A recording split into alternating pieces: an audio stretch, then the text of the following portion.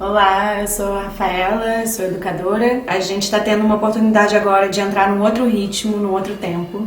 Estamos sendo obrigados, mas enfim, é uma oportunidade para a gente repensar o nosso ritmo e dar para as crianças oportunidades educativas dentro de casa com autonomia.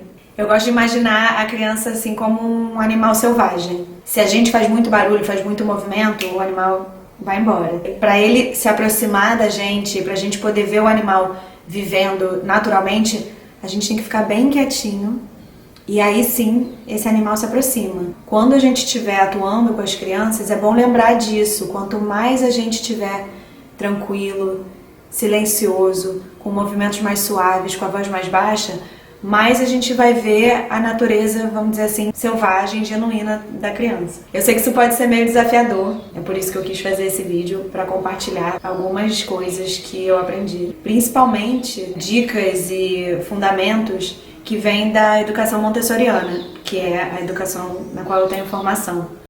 A criança, o que ela quer da gente, né? O que ela quer do adulto? Ela quer da gente uma presença genuína. Então, às vezes, dar atenção cheio de ansiedade ou uma presença com muitas expectativas, com muito direcionamento e tal, não tá dando o que a criança realmente precisa.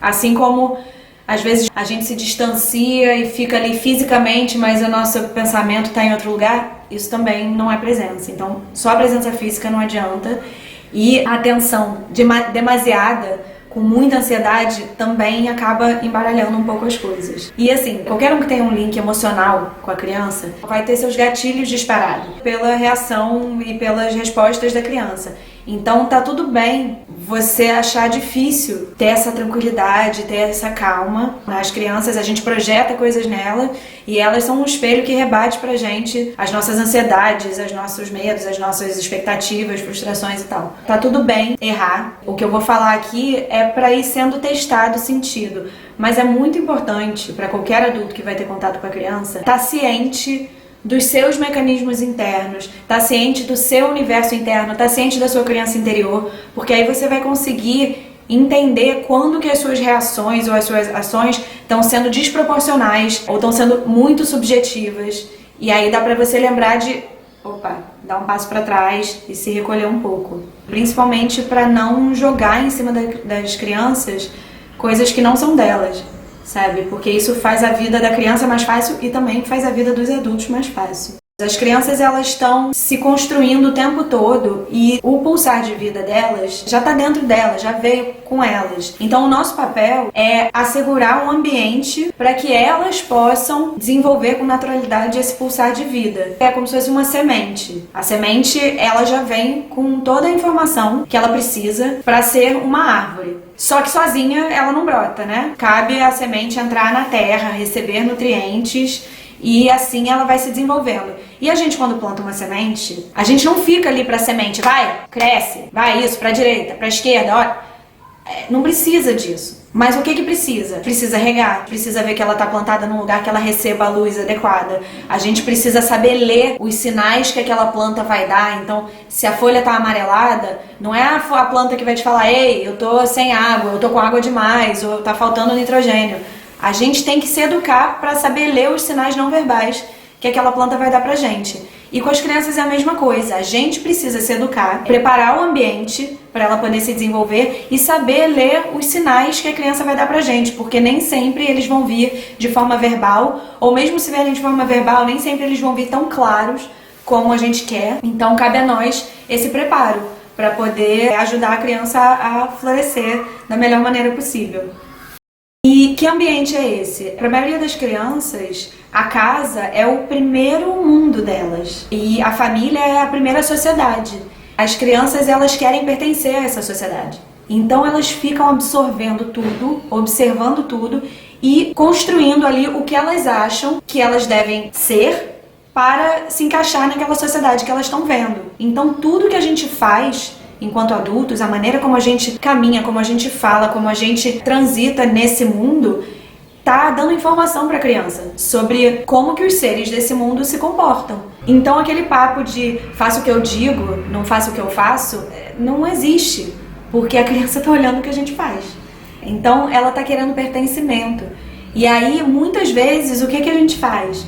A gente isola a criança de várias oportunidades de construção, atividades do cotidiano que são do cotidiano dos adultos e podem ser também do cotidiano das crianças. Então, varrer, ajudar no preparo das refeições, ajudar na lavagem das roupas, cuidar das plantas da casa, limpar os ambientes da casa, fazer o próprio lanche. Tudo isso são atividades que a gente às vezes tira as crianças ou acha que não tem nada a ver com elas.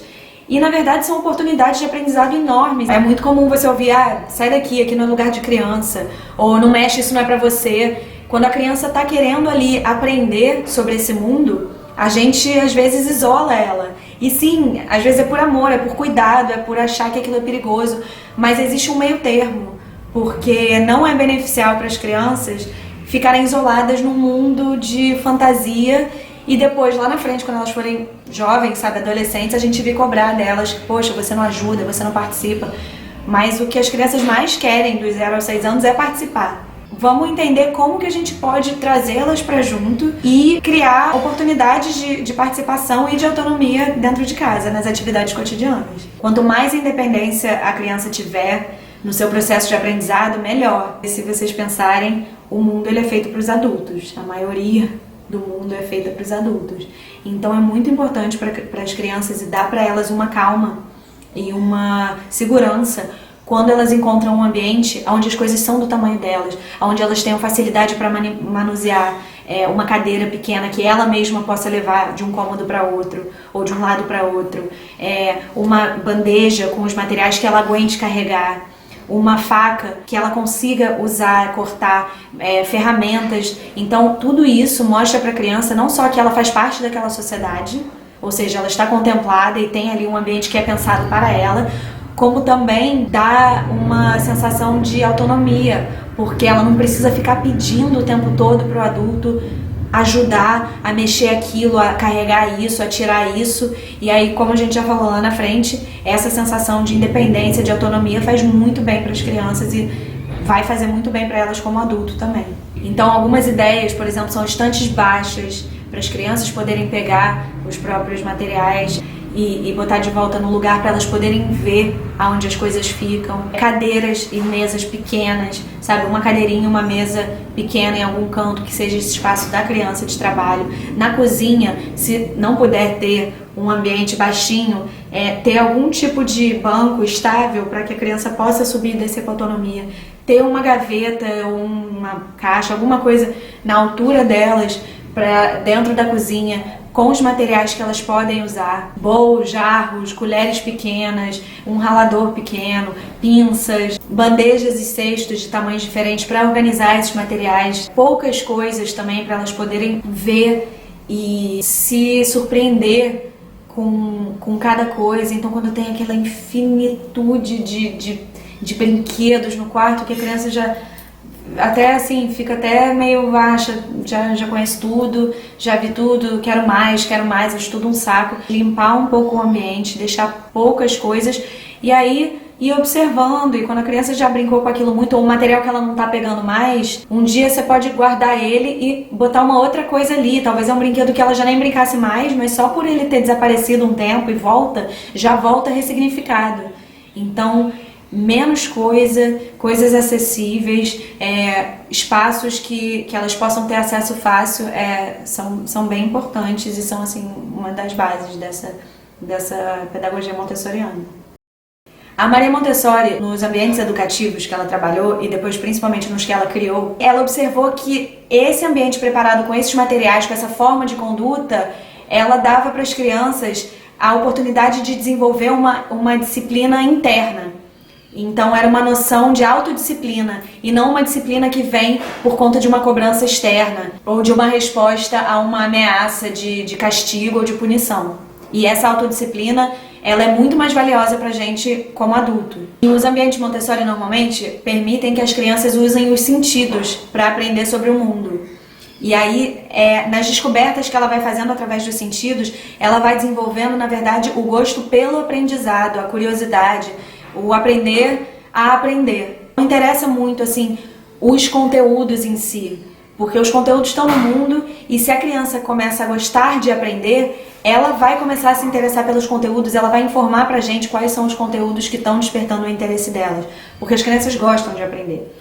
Na pedagogia Montessori a gente trabalha com a apresentação de materiais, então tudo que a criança vai manipular, em algum momento vai ser apresentado. E aí as apresentações, elas são feitas de maneira bem tranquila, deixando a criança se concentrar no gesto. Olha, vamos ver como é que a gente serve um copo d'água? E aí você mostra e depois você fala, você quer experimentar? A gente apresenta as coisas antes de cobrar que elas saibam como usar. Porque uma outra coisa é a não correção. A gente não interrompe o processo da criança com correção, porque isso inibe o fluxo e atravessa assim, um momento de concentração dela. Então, quando a gente apresenta o objeto, é para depois a criança poder pegar aquele material, aquele objeto e praticar sozinha. E aí a gente pode ficar de longe observando e caso a gente veja, poxa, ainda está usando de uma forma equivocada e tal, a gente anota e aí quem sabe amanhã a gente apresenta de novo ou a gente cria uma outra oportunidade de juntos usar aquele objeto de novo, mas não corrige na hora. É assim, não, pega aqui, pega onde eu falei, porque isso começa... A criança já não tá mais concentrada no que ela tá fazendo, ela tá concentrada na gente. E às vezes vão vir emoções de, errei, ai que vergonha, ou, enfim, não tô me deixando testar. Então a gente tenta não corrigir, a gente deixa a criança se concentrar e experimentar como usar aquilo, tendo sido já apresentado. Nessas apresentações também, a gente pausa, então você mostra uma etapa do processo, pausa, olha para a criança no olho. Quando for uma outra etapa, lembrando que é isso, tudo é processo, então você vai ensinar a criança, por exemplo, a manusear um livro, vamos ver como é que a gente olha um livro? Como é que a gente abre o livro? E aí abre. E aí a gente vira a página aqui, e aí mostra como vira a página. E para um pouquinho e olha para ver se ela está olhando, fazer esse contato visual e ir realmente segmentando as etapas de cada processo. Porque a gente às vezes faz as coisas automáticas, mas a gente teve que aprender aquilo. E quando você imagina quanto de habilidade motora, cognitiva, visual, está envolvido em algumas atividades que a gente já faz de forma corriqueira, para as crianças é muita informação. Então apresentar aquilo com tempo para ela poder entender a lógica daquilo e poder praticar depois com calma. E outra coisa muito importante é que a gente dá o tempo para a criança se autocorrigir. Então, se vocês verem a sua criança trabalhando com algum material, às vezes se você fica de longe, você já vê que ela errou, sei lá, às vezes está costurando, deixou cair a tesoura no chão. Aí a gente já vai lá pegar a tesoura, ou vai falar, olha, te caiu a tesoura no chão. Mas tentar segurar essa ansiedade, a não ser que ela esteja assim, num perigo absurdo que você precisa lá interromper ou dar um grito, não sei, mas normalmente não é esse o caso. Se a gente segurar a ansiedade de corrigir o tempo todo ou de resolver as coisas, a gente vai perceber que a criança ela tem um tempo e que de repente, mesmo que seja um tempinho depois, ela se toca e agora eu preciso cortar a linha, cadê minha tesoura? E aí ela mesma vai se reorganizar. E aí vai olhar para baixo e vai ver a tesoura que caiu no chão e vai pegar. Então, deixar a criança se dar conta dos erros dela também e ficar relaxado, porque isso é processo. Ela não vai sofrer com isso, sabe? E é um exercício muito interessante, eu falo isso por experiência própria, de já ter me visto várias vezes em sala de aula, tipo, indo levantar para fazer uma coisa e eu mesma, tipo, Rafa, senta, calma. E depois eu vi que a criança depois foi lá e fez e se tocou. Eu falo muito para os adultos também, para se economizarem. A gente às vezes vê adultos que estão exaustos porque acham que precisam ficar o tempo todo ali mostrando, falando tudo para a criança e tal.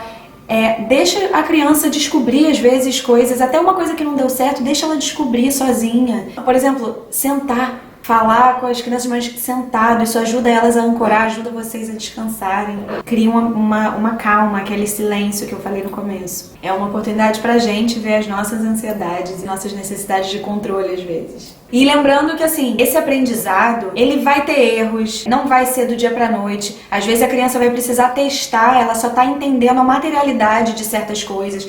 Então a gente também tem uma calma de não botar expectativas demais num resultado. Tudo é processo. Uma coisa que dá errado é uma oportunidade de olhar para as variáveis ali, para refazer, para encontrar o erro. Então deixar a criança um pouco viver os processos, a gente não ficar tão preso nos resultados finais.